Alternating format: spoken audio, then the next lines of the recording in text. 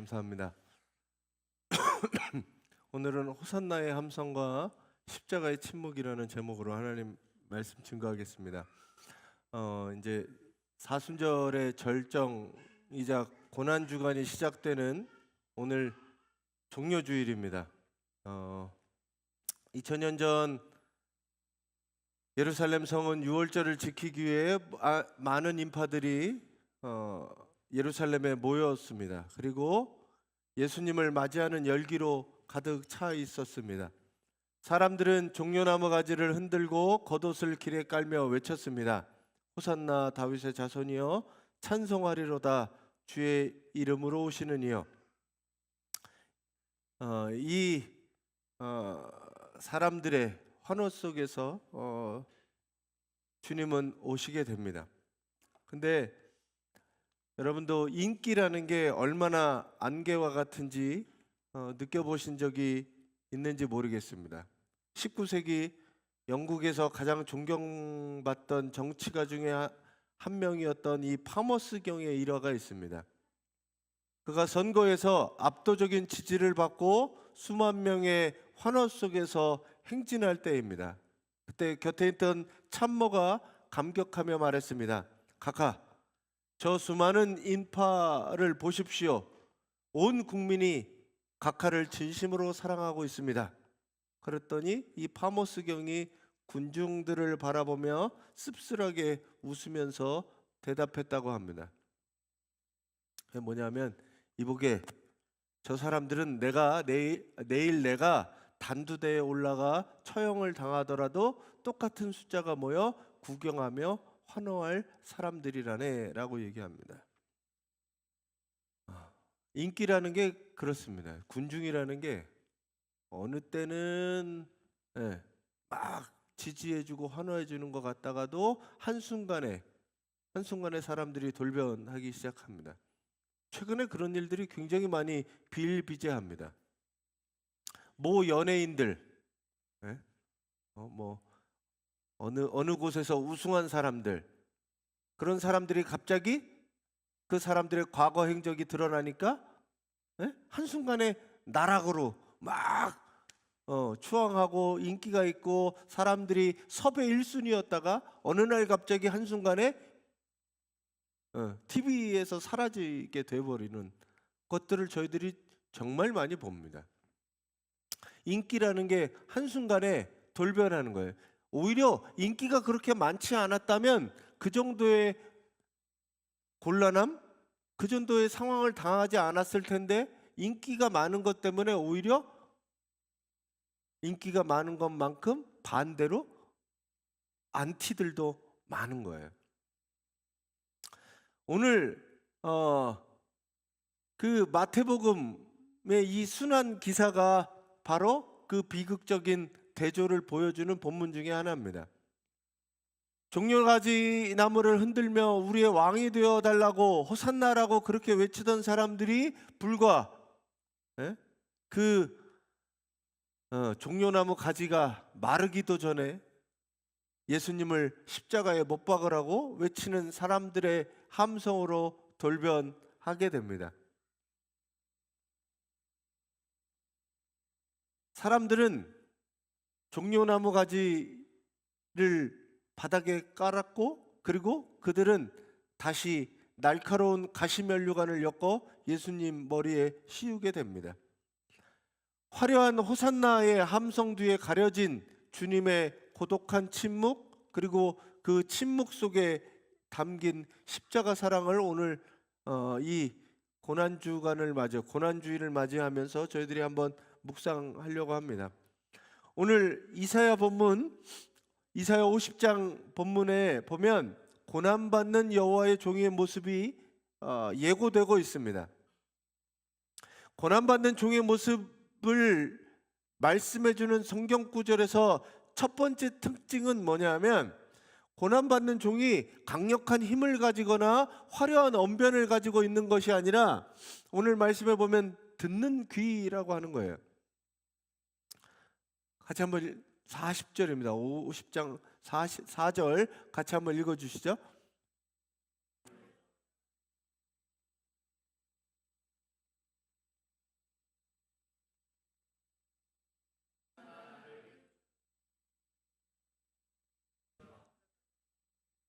네. 주님께서 학자처럼 말할 수 있게 하시는데 그 말할 수 있게 하시는 능력이 뭐냐면 지친 사람을 격려하는 게 학자의 말을 하는 사람들이에요. 예? 그리고 귀를 깨우치셔서 학자처럼 알아듣게 하신다라고 하는 이 말씀입니다. 예수님께서 예루살렘에 입성하실 때 군중들은 주님이 로마를 물리칠 강력한 칼을 휘두르기를 원했습니다. 근데 주님의 진짜 무기는 칼이 아니라 말씀이었습니다. 그래서 그 말씀은 어디서 시작되냐면 듣는 귀에서 시작됩니다. 주님은 아침마다 하나님의 음성을 들으셨습니다. 그리고 그 세밀한 음성을 들었기에 배신할 유다를 끝까지 품을 수 있었고 도망칠 제자들을 끝까지 사랑하실 수 있었습니다.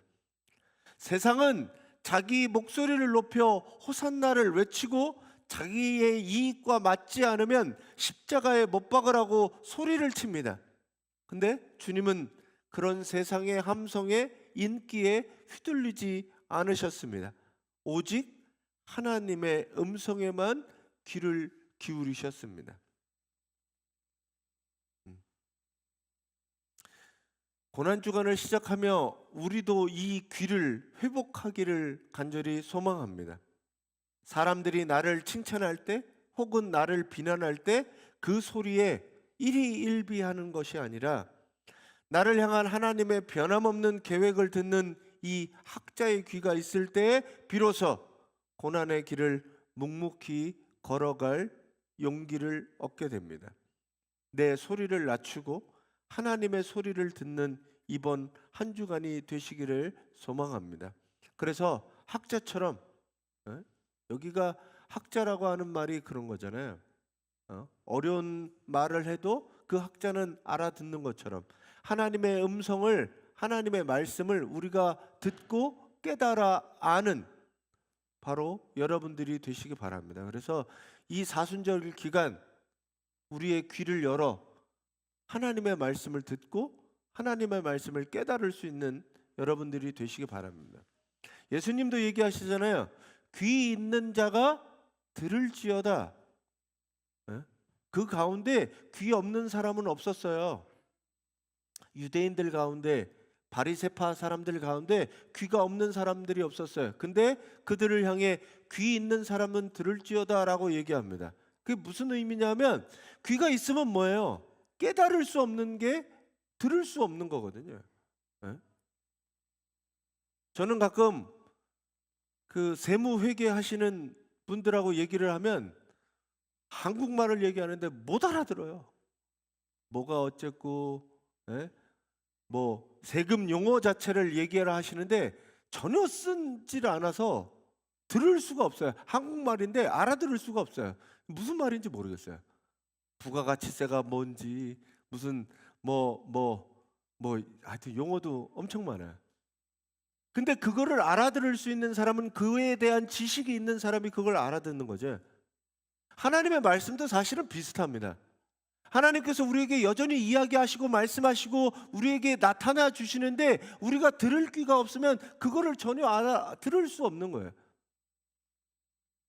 그래서 이 사순절 기간 세상의 소리는 우리가 줄여 듣고 하나님의 음성에 정말 귀 기울여 듣게 되는, 귀를 깨우치는 우리 성도님들이 되시기를 간절히 축원합니다. 하나님의 음성을 듣는 종의 삶을 어떻게 살았느냐? 오늘 여기 보면 나를 때리는 자들에게 등을 맡겼고 수염을 뽑는 자들에게 뺨을 맡겼고 내게 침을 뱉고 모욕하는 사람들에게 내가 그것을 피하려고 얼굴을 가리지도 않았다라고 얘기합니다. 이게 보면 마태복음이 전하는 예수의 순환사의 이 예언의 처절한 성취를 말씀해 주고 있습니다. 가룟 유다는 은 30의 스승을 팔았습니다. 수제자 베드로는 3번이나 주님을 모른다고 저주하며 부인했습니다. 종교 지도자들은 신성 모독을 이유로 죄명을 예수에게 덮어 씌우고 로마 군병들은 주님의 얼굴에 침을 뱉고 조롱하며 채찍질했습니다.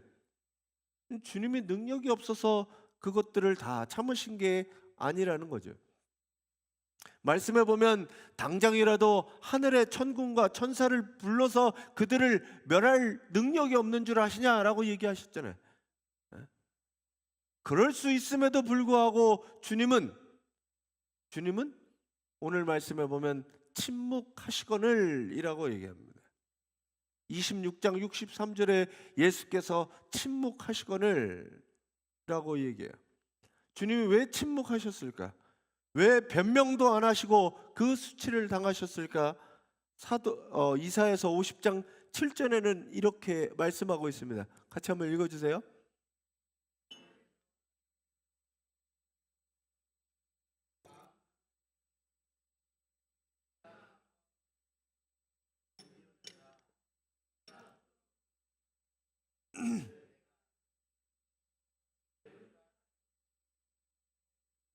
네, 주님께서 왜 그들의 모욕을 그냥 받아들이셨느냐?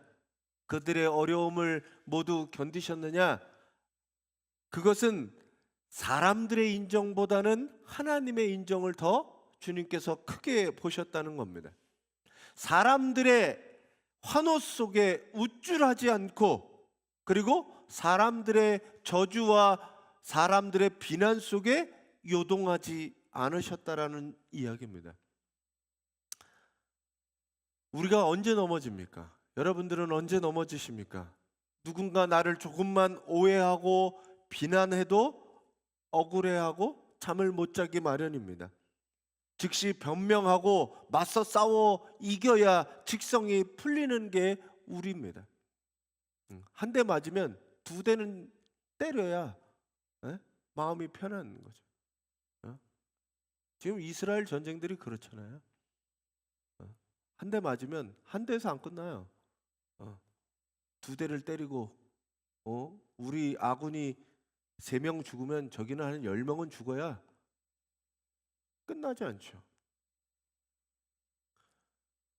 그런데 오늘 이 고난주간에서는 우리가 이 거룩한 침묵을 배워야 합니다. 나를 도우시는 하나님을 전적으로 신뢰하며 묵묵히 내게 맡겨진 십자가를 지고, 나를 부인하고 십자가를 지고 주님을 따르는 것, 침묵으로 주님을 한 걸음 한 걸음 따르는 것, 이것이 바로 진정한 영적인 승리임을 여러분들이 믿고 따르시길 바랍니다. 세상의 비난에, 세상의 모욕에 그렇게 마음 상하지 않고 그것을 침묵으로 견뎌내고 하나님께서 우리와 함께 하시고 하나님의 뜻 가운데로 걸어가는 길이 참된 길임을 알고 여러분들이 걸어가신다면 주님께서 여러분과 동행하시고 함께 하실 줄 믿습니다. 그리고 그 길이 저는 십자가의 길이고 생명의 길임을 믿습니다. 그 길로 걸어가시는 성도님들이 되시기 바랍니다. 요한복음에서 드디어 주님은 골고다 언덕에서 마지막 숨을 거두십니다. 거두시면서 하신 말씀이 이거죠. 잘 아시는 엘리 엘리 라마 사박다니, 나의 하나님 어찌하여 나를 버리셨나이까? 이 이야기를 들은 느낌이 어떠세요? 이 외침은 인간적으로 볼 때 완전한 패배와 절망처럼 들려지게 됩니다. 나의 하나님 어찌하여 나를 버리셨습니까? 예수께서 하나님께로부터 버림받은 철저한 고독의 상황, 그 상황에 처하셨다는 거예요. 왜 나를 버리셨습니까? 군중들은 비웃었습니다. 뭐라고 비웃었냐면, 야, 너가 정말 하나님의 아들이거든 내려와 봐라. 엘리야가 저를 구원하나 봐라. 그러면 우리가 믿겠다 라고 하는 그 십자가에 매달린 상황에서 군중들은 그렇게 모욕하고 이야기합니다. 그러면 예수님께서 그 당시에 십자가에서 내려와서 야 봐라, 그랬으면 그 사람들이 믿었을까요? 가끔 그리스도 최후의 유혹이라고 하는 그 소설에 보면 예수님이 십자가에서 내려오시잖아요. 그 십자가에서 내려옵니다. 그래서 사람들이 예수를 믿냐? 그러지 않아요. 그 사람들의 모욕과 멸시 가운데 예수님은 침묵하시고 그 죽음의 순간 역설적인 기적은 일어나게 됩니다. 성소 휘장이 위로부터 아래까지 찢어지고 땅이 진동하며 바위가 터집니다. 주님의 침묵은 죽음의 패배가 아니라 하나님과 우리 사이를 가로막았던 죄의 담을 찢어내시고 허무는 하나님의 능력이셨습니다. 사람들의 호산나는 자기들의 욕망을 채워가는 이기적인 아우성이었지만 주님의 침묵은 우리 죄를 짊어지신 위대한 사랑의 완성이었습니다. 그 처참한 현장을 끝까지 지켜보던 이방인 이 군인은 백부장은 이렇게 고백을 합니다. 같이 한번 읽어주세요. 네, 참으로 이분은 하나님의 아들이셨다. 이게 바로 사실 예수님을 바라본 사람들의 고백이었다는 거죠. 침묵을 통해 주님은 그 일들을 완성하셨습니다. 그래서 때로는 100마디 말보다 침묵이 더 강력한 메시지가 될 수 있습니다. 화려한 왕의 행차 때는 보지 못했던 진리를, 그리고 가장 낮고 천한 십자가의 죽음 앞에서 비로소 발견하게 된 겁니다. 어떻게 보면 화려한 함성들은 눈을 가리지만 고독한 십자가는 우리의 영적인 눈을 뜨게 합니다. 이 사순절 기간 여러분들이 하나님의 말씀을 들을 수 있는 귀가 열리고 사람들의 인기와 환호가 아닌 십자가에 달리신 그분을 보며 생명을, 그리고 하나님의 사랑을 볼 수 있는 눈이 열려지시기를 간절히 바랍니다. 오늘 우리는 다시 한번 예루살렘 성문 앞에 서 있습니다. 많은 사람들 손에는 종려가지가 들려 있습니다. 근데 주님은 우리의 환호성을 받으려고 하시는 것이 아니라 우리의 죄를 위해 죽으러 오셨습니다. 이번 고난주간을 맞이하며 기분이 좋을 때만 호산나를 외치는 가벼운 신앙에서 벗어나서 사람들이 나를 알아주지 않아도 내 삶에 고난의 무게가 느껴져도 주님의 음성을 깨달아 알고 들으며 묵묵히 십자가의 길을 걸어가시기를 간절히 축원합니다. 내 삶의 고난들을 누구를 핑계를 대고 누구에게 자기의 죄를 정죄하고 죄를 덮어 씌우는 것이 아니라 내가 묵묵히 침묵으로 그 일들을 감당하시며 십자가의 길을 걸어가시기를 바랍니다. 하나님께서 여러분과 함께 하실 겁니다. 군중의 함성은 며칠이면 사라지지만 주님의 침묵 속에 담긴 사랑은 영원합니다. 그 고독한 순종의 길 끝에 찬란한 부활의 아침이 기다리고 있음을 믿으시고 그 길로 가시기 바랍니다. 이번 한 주간 주님의 십자가 사랑을 가슴에 새기며 묵묵히 주님과 동행하는 저와 여러분이 되시기를 간절히 축원합니다.